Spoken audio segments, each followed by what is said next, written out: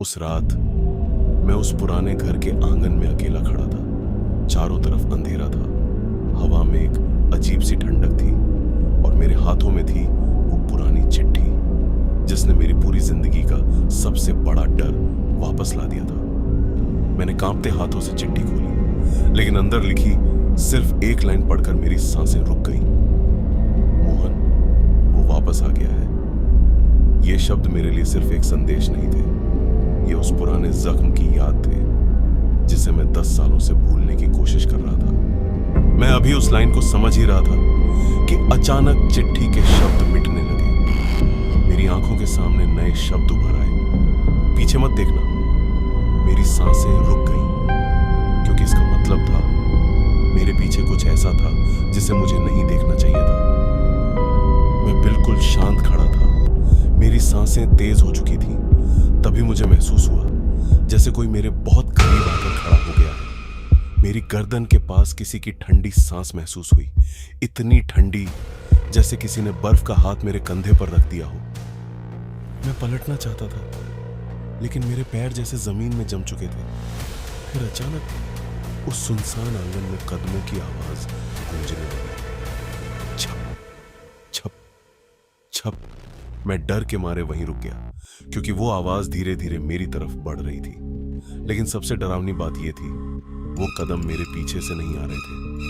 कभी वो दाईं तरफ सुनाई देते, कभी बाईं तरफ, जैसे कोई अंधेरे में घूमकर मुझे चारों तरफ से घेर रहा है। मैंने हिम्मत करके चारों तरफ देखा, लेकिन वहां कोई नहीं था। फिर भी वो कदम लगातार मेरे करीब आते जा रहे थे, जैसे कोई अनदेखी चीज मेरे बहुत पास खड़ी हो।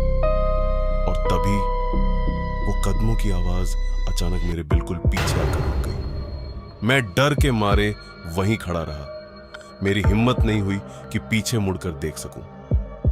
तभी मेरी नजर जमीन पर पड़ी। मिट्टी पर गीले पैरों के निशान थे, और सबसे डरावनी बात यह थी, वो निशान आंगन से निकलकर धीरे धीरे घर के अंदर जा रहे थे। वो निशान मुझे घर के उस पुराने कमरे तक ले गए। कमरे के अंदर घना अंधेरा था, लेकिन उस अंधेरे में किसी के रोने की आवाज गूंज रही थी। मैंने धीरे धीरे नजरें उठाई।